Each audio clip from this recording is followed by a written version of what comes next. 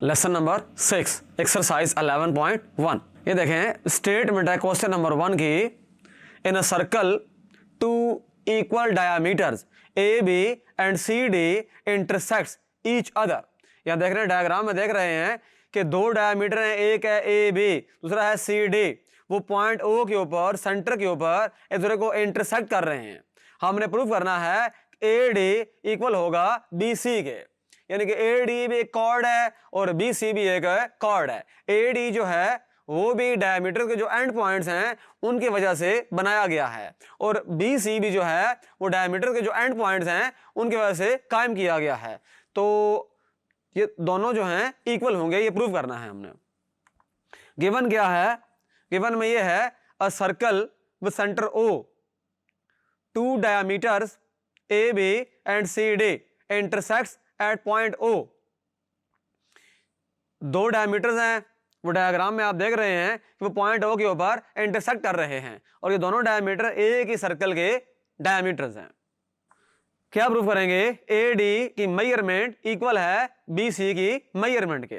Construction, join A to D. A को देखें dotted line से हमने ज्वाइन कर दिया डी के साथ, और बी को डॉटेड लाइन से ज्वाइन कर दिया सी के साथ।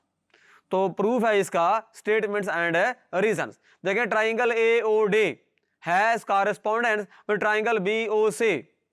इसको ड्रा कर लेते हैं दोनों ट्राइंगल्स को, ताकि हमें प्रूफ करने में आसानी हो जाए।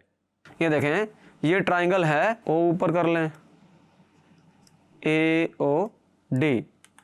अगली जो ट्राइंगल है इसको कर लें बी ओ सी, ताकि हमें इसको प्रूफ करने में आसानी हो जाए। अच्छा, ओ ए देखें, ओ ए किधर है? ये रहा ओ ए, ये रहा ओ बी।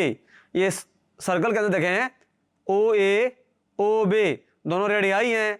इस तरह ओ सी ओ डी भी दोनों रेडियाई हैं, दोनों रेडियाई हैं। अच्छा, एंगल ए ओ डी।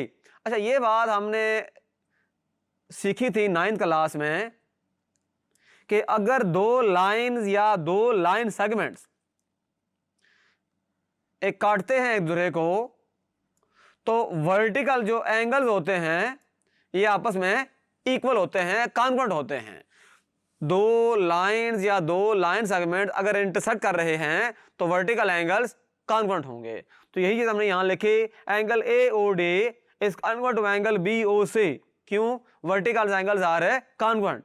अच्छा, फिर O D is congruent to O C, दोनों रेडियाई हैं।